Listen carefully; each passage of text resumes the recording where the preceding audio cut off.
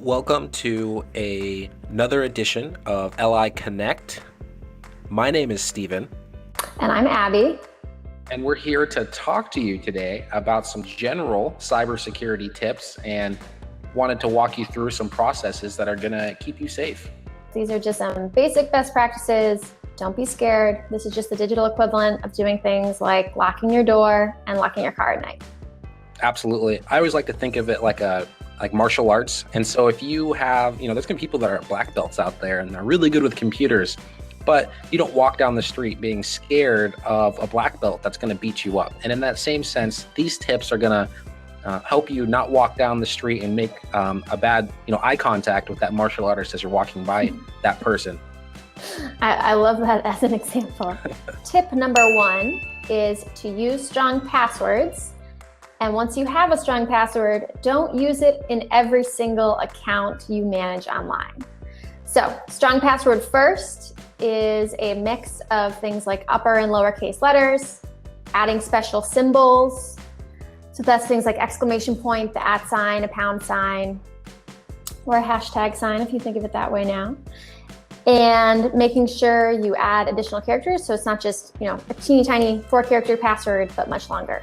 Yeah, and I would say the longer, the better. And so if you can make it more than 10 characters, maybe 15 plus, you're definitely doing better in making sure that your password is ultimately as secure as possible. Ultimately not using the same password in every single location. So your Facebook password has to be different from your Gmail password. And that will make sure that you are protected across all platforms, and it's not just one key that's going to unlock everything. And tip number 2 is something called two-factor authentication.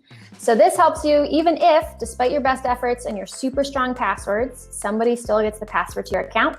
Two-factor authentication can help you out. One of the best use cases, or case studies, that I've noticed in the previous election cycle was actually John Podesta's emails. Now, all of his emails were on his Gmail account, and he did not have two-factor authentication set up. And so he was not alerted when someone had accessed his account. And because someone had accessed his account, all of his emails then got screenshotted and shared, and all what happened in the news. Yeah, so the way the two-factor authentication works is it's often abbreviated to 2FA. So if you see that, no, that's two-factor authentication. And it just means that your password won't be enough to unlock your account. So on Gmail, for example, if you set up two-factor authentication, and please, please, please, at minimum, do put two-factor authentication on your email. What it'll do is after I type in my password, it will then ask for a second form of verification. This is most often done by texting a code to a smartphone that you set up.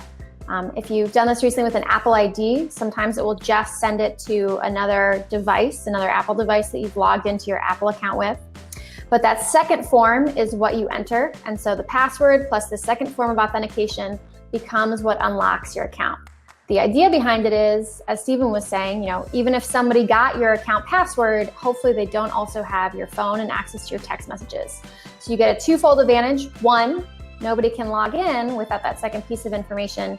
And 2, you get a very helpful heads up that someone may be trying to get into your account. Tip number 3. Be wary of public Wi-Fi. So public Wi-Fi has some awesome things going for it.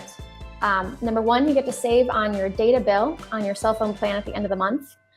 Number 2, it lets you connect to the internet pretty much anywhere where you're bored. So places like airports usually have public Wi-Fi, hotels, restaurants.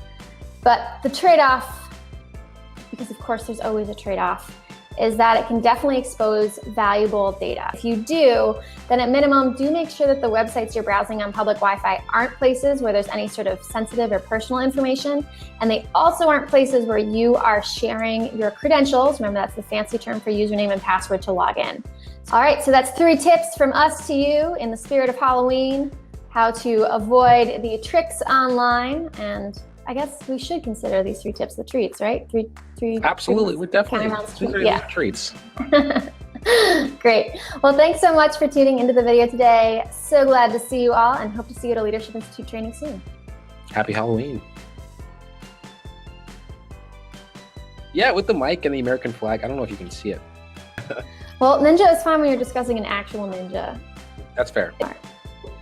Am I starting? Yeah, actually, do you want to start?